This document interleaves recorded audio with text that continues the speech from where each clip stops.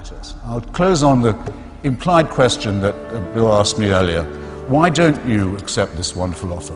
Why wouldn't you like to meet Shakespeare, for example? I mean, I don't know if you really think that when you die you can be corporeally reassembled and have conversations with authors from previous epochs. It's not necessary that you believe that in Christian theology, and I have to say it sounds like a complete fairy tale to me.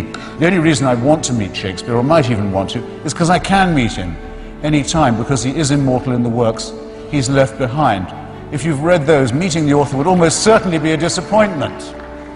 But when Socrates was sentenced to death for his philosophical investigations and for blasphemy, for challenging the gods of the city, and he accepted his death, he did say, well, if we are lucky, perhaps I'll be able to hold conversation with other great thinkers and philosophers and doubters too.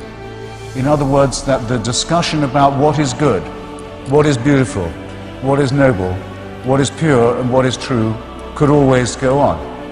Why is that important? Why would I like to do that? Because that's the only conversation worth having. And whether it goes on or not after I die, I don't know. But I do know that it's the conversation I want to have while I'm still alive. Which means that to me, the offer of certainty, the offer of complete security, the offer of an impermeable faith that can't give way, is an offer of something not worth having.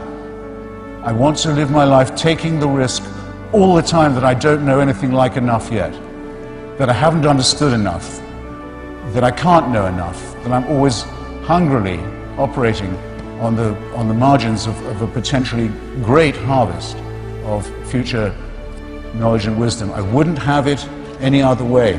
And I'd urge you to look at those of you who tell you, those people who tell you at your age that you're dead till you believe as they do. What a terrible thing to be telling to children. And that you can only live, and that you can only live by accepting an absolute authority. Don't think of that as a gift. Think of it as a poisoned chalice. Push it aside, however tempting it is.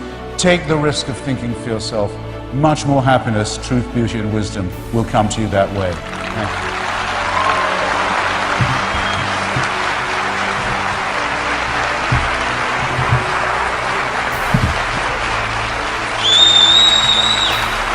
Please thank both of our guests, Dr. Dembski, Mr. Hitchens. Yes, yes. Where was I before?